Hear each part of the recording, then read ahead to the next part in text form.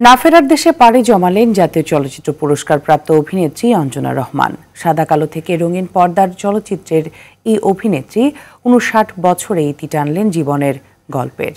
শুক্রবার মধ্যরাতে বঙ্গবন্ধু শেখ মুজিব মেডিকেল বিশ্ববিদ্যালয়ে চিকিৎসাধীন অবস্থায় মারা যান তিনি। তার জানাজা আজ বাদ জোহর এফডিসিতে অনুষ্ঠিত হবে। ইফতেশামুল গনির সহায়তায় রফিকুল ইসলামের রিপোর্ট।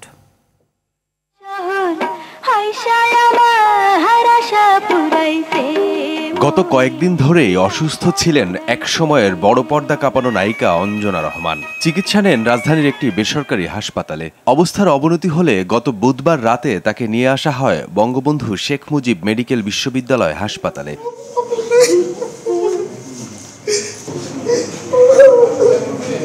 শুক্রবার দিনগত রাত ১:৩০টার দিকে বিএসএমএমইউ হাসপাতালে চিকিৎসাধীন অবস্থায় মৃত্যু হয় অঞ্জনা রহমানের।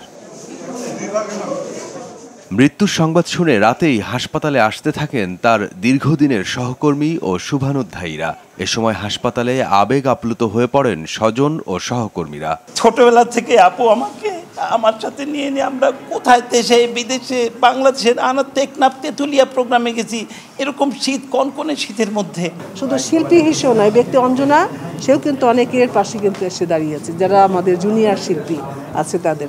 আর তাকে দেখতেও পারবো না, এর থেকে আসলে আর কিছু বলতে পারতে। চলচ্চিত্র শিল্পী সমিতির সভাপতি মিশা সওদাগর জানান, স্বজনদের সাথে আলোচনা করে আজ বাদ জোহর বাংলাদেশ চলচ্চিত্র উন্নয়ন কর্পোরেশন এফডিসিতে তার জানাজা অনুষ্ঠিত হবে। ইনশাল্লাহ ওই এফডিসিতে বাদ জোহর ইনশাল্লাহ এটা জানাজার নামাজটা হবে।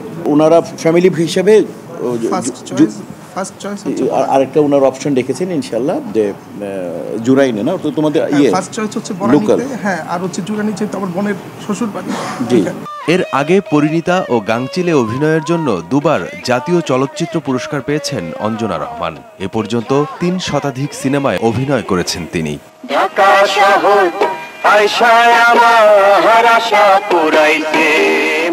রফিকুল ইসলাম, RTV, ঢাকা।